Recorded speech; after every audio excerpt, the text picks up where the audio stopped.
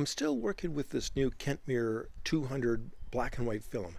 Now, the other day I did a bit of a test on what is the actual shooting speed for me of the black and white film. So the box speed is 200, and I determined for me the shooting speed is ISO 125. But now I've got to determine the development time. So how long do I develop it?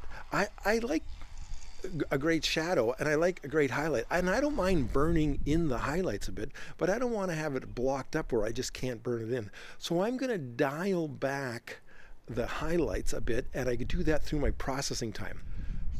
The great thing about figuring out the development time is it's only one frame per roll. You just shoot one frame and then you shoot the rest of the roll just how you were going to, and then when you process it, you kind of look at the results. It takes a little bit longer because it takes a while to shoot all those rolls, but it's just one frame. One of the things to remember with this test is this is really just a test that's going to work for me. All of us do things differently. We use a different thermometer. My thermometer might be consistent, but it might not actually be accurate. I agitate my film differently. I expose it differently. Everything is kind of unique. My enlarger is different. My enlarger bulb is different. I'm using different developers. So all of these are factors where this test is great for me. The results might not be suitable for you. And as I'm scaling back and dialing back the length of time that I'm developing, I wouldn't want you to use my numbers and then find your stuff is just too flat and just underdeveloped. So I'll go through how I do the test, but really this is a test that's going to work for me with the new Kentmere 200. The test itself is similar to the film speed test, where you take a gray towel, you put it in the shade, and you use a spot meter to meter the value of the towel. So if you took that photo with those readings, that exposure, you would end up with 18% gray, mid-tone gray. That would be like a gray card. That's what your meter is calibrated to. So similar to the film test, you use the same setup, and instead of shooting it at normal, whatever the exposure was from the spot meter, what you're going to do is you're going to open up 4 stops. Now, if you use the zone system, which I don't, 4 stops would be kind of like zone 9. So it's white with detail. And that's what we're trying to determine. We're trying to determine how much development time do I need to get white with detail. Now, I don't mind dodging. I don't mind burning things in a little bit, but I don't want the highlights so blocked up, so dense that I just can't burn them in. So this way, if I dial back the development time, my highlights don't really build up as much, and I can burn them in and kind of control them how I want them. As I said, everyone's results will differ. Now, in the last test, the first test I did for film speed, I came up with an ISO of 125 for the Kentmere 200 film. And for my development time, I'm going to slowly dial back how long I develop it so that I can control these highlights, these whites, so that I get basically white with a bit of detail. That's what I'm aiming for. Now, the developer that I used was Ilford ID-11.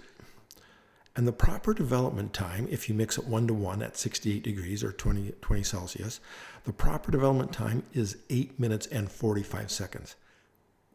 When you get your negative, you put it in the enlarger. Now, I've determined that for a full frame shot, I should be exposing my enlarger for 10 seconds.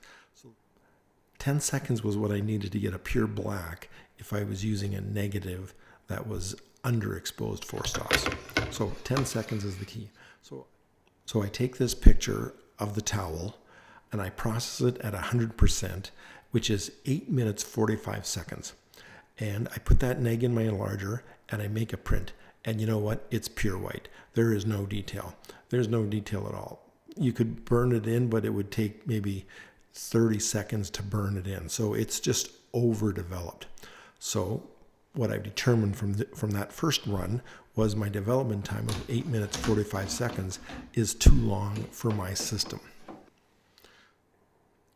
The next roll of film, I cut my development time back. Now, film is funny. Most of the shadow details comes in the beginning of the processing. You don't really gain too much shadow detail as you process longer.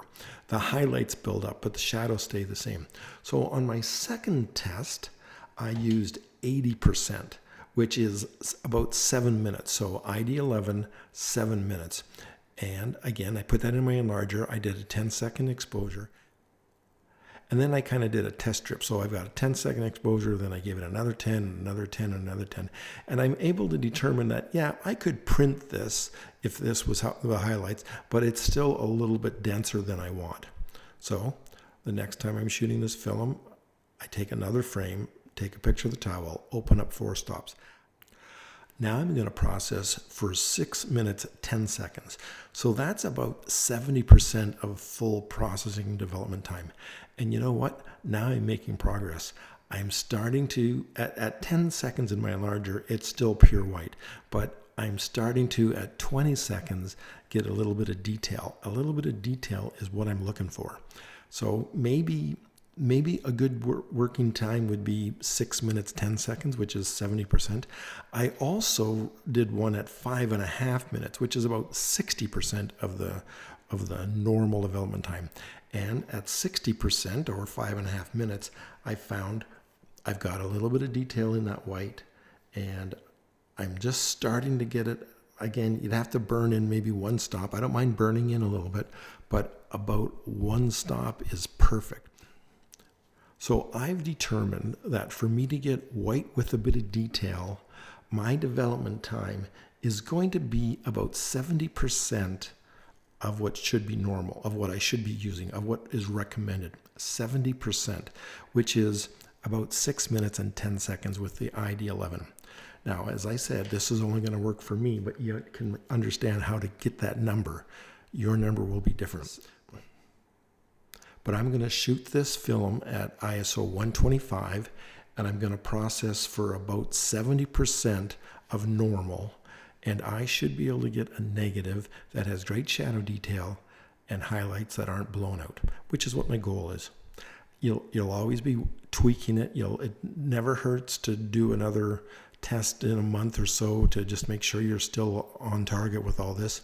You can really fine tune it if you want, but I'm going to go with 70%.